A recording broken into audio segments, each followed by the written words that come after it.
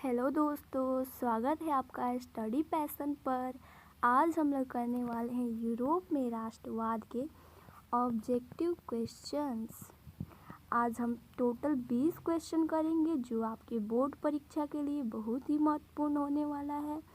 तो चलिए स्टार्ट करते हैं आज का वीडियो।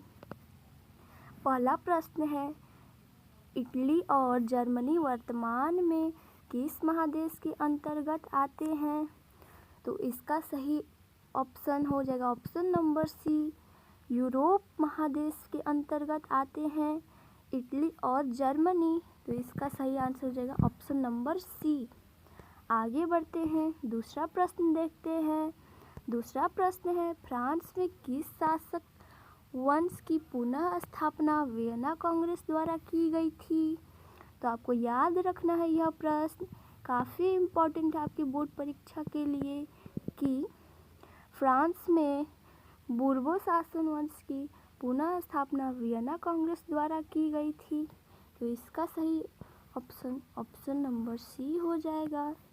आगे बढ़ते हैं, तीसरा क्वेश्चन है, मेजनी का संबंध किस संगठन से था? मेजनी का संबंध कार्बोनरी संगठन से था, जिसका स्थापना 1810 ईस्वी में हुआ था। किसके द्वारा पूछे तो आपको बताना है, कार्बोनरी संगठन का स्थापना राष्ट्रवादियों द्वारा हुआ था। आगे बढ़ते हैं क्वेश्चन नंबर 4 पर। क्वेश्चन नंबर 4 कह रहा है, इटली एवं जर्मनी के एकीकरण के विरुद्ध निम्न में से कौन था? आपको बताना है कौन सा देश विरोध कर रहा था इटली और जर्मनी के एकीकरण का। तो इसका सही आंसर हो जाएगा ऑप्शन नंबर सी, ऑस्ट्रिया। तो ऑप्शन नंबर सी सही जवाब है।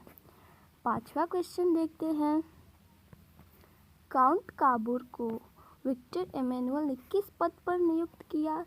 तो इसका भी सही आंसर हो जाएगा ऑप्शन नंबर सी, जो कि है प्रधानमंत्री। आगे बढ़ते हैं क्वेश्चन नंबर 6 पर, जो कि है गैरीबाल्डी पेशे से क्या था? तो यह आपकी बोर्ड परीक्षा के लिए बहुत वीवीआई क्वेश्चन है। ये पूछा जाता है बार बार कि गैरीबाल्डी पेशे से क्या था? तो यह एक नाविक था, इसीलिए इसका सही आंसर हो जाएगा ऑप्शन नंबर डी। आगे बढ़ते हैं और क्वेश्चन नंबर 7 देखते हैं। क्वेश्चन नंबर 7 है, जर्मन राइन राज्य का निर्माण किसने किया था? तो जर्मन राइन राज्य का निर्माण नेपोलियन बोनापार्ट ने किया था। अगर आपसे पूछ लिया जाए जर्मन राइन संघ का निर्माण कब किया था नेपोलियन बोनापार्ट ने, तो इसका सही आंसर हो जाएगा 1806 ईस्वी में। तो ये भी आपको याद रखना है, ये भी इम्पॉर्टेंट क्वेश्चन है। आगे बढ़ते हैं क्वेश्चन नंबर 8 की ओर। क्वेश्चन नंबर 8 है, जालवरीन कैसी संस्था थी? जालवरीन व्यापारियों की संस्था थी, जिसका गठन 1834 ईस्वी में किया गया था। ये भी आपको याद रखना है। 9वां क्वेश्चन है, रक्त एवं लोक की नीति का अवलंबन किसने किया? तो इसका सही आंसर हो जाएगा बिस्मार्क ने। और अगर आपसे पूछ ले बिस्मार्क कहाँ का चांसलर था, तो आपको बताना है बिस्मार्क प्रशा का चांसलर था। तो ये भी इम्पॉर्टेंट क्वेश्चन है। आगे बढ़ते हैं क्वेश्चन नंबर 10 की ओर। क्वेश्चन नंबर 10 है, फ्रैंकफर्ट की संधि कब हुई? तो आपको याद रखना है, फ्रैंकफर्ट की संधि 1871 ईस्वी में हुई। और अगर आपसे पूछ ले जर्मनी का एकीकरण कब हुआ, तो ये भी 1871 ईस्वी में ही हुआ। ये भी आपको याद रखना है। आगे बढ़ते हैं क्वेश्चन नंबर 11 की ओर। 11 क्वेश्चन है कि नेपल्स की क्रांति कब हुई? ये भी काफ़ी इम्पोर्टेंट क्वेश्चन है, तो आपको याद रखना है, नेपल्स की क्रांति 1821 ईस्वी में हुई थी। आगे बढ़ते हैं क्वेश्चन नंबर 12 की ओर। क्वेश्चन नंबर 12 है, चार्टिस्ट आंदोलन कहाँ हुआ?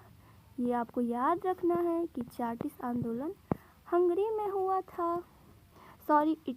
इंग्लैंड में हुआ था। आपको ये याद रखना, कहाँ हुआ था? इंग्लैंड में हुआ था। चार्टिस्ट आंदोलन इंग्लैंड में हुआ था, याद रखना है आपको। क्वेश्चन नंबर 13 है, यूनान को एक स्वतंत्र राष्ट्र घोषित किया गया था, मतलब कब किया गया ये आपको बताना है। तो यूनान को स्वतंत्र राष्ट्र 1832 ईस्वी में घोषित किया गया। तो इसका सही आंसर हो जाएगा ऑप्शन नंबर बी। ये काफ़ी इम्पोर्टेंट है, बार बार पूछा जाता है।